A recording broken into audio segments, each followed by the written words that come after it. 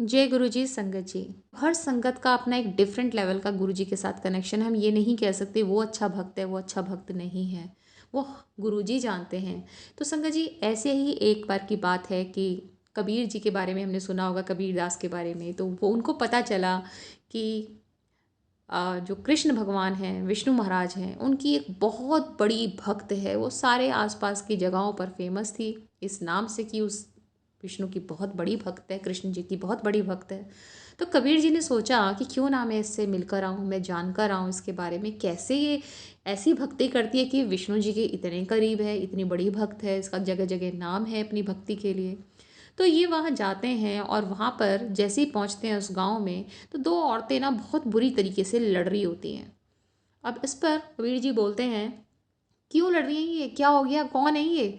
तो फिर वो बोलते हैं, आपको किससे मिलना है? तो ये कबीर जी उस औरत का नाम बताते हैं कि मुझे तो उस औरत से मिलना है जो विष्णु महाराज की अनन्य भक्त है। तो इस पर ये गाँव वाला बोलते हैं कि यही तो है जो लड़ रही है। वो कहते हैं, ये विष्णु जी की भक्त ये इतनी बुरी तरह से क्यों लड़ रही है?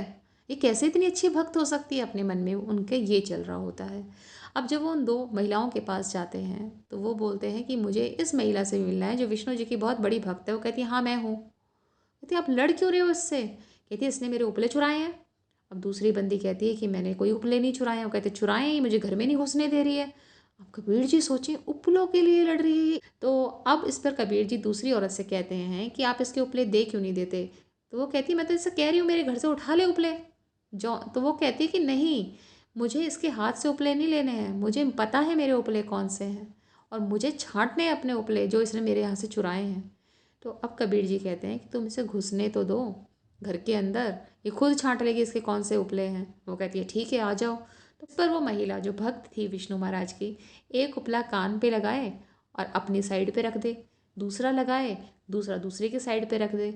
ऐसे करके उसका चले जा रहा है। कभी कोई सा उपला अपनी तरफ रख रही है, कभी कोई सा उसकी तरफ रख रही है। कबीर जी कह रहे, तुम ये कर क्या रही हो?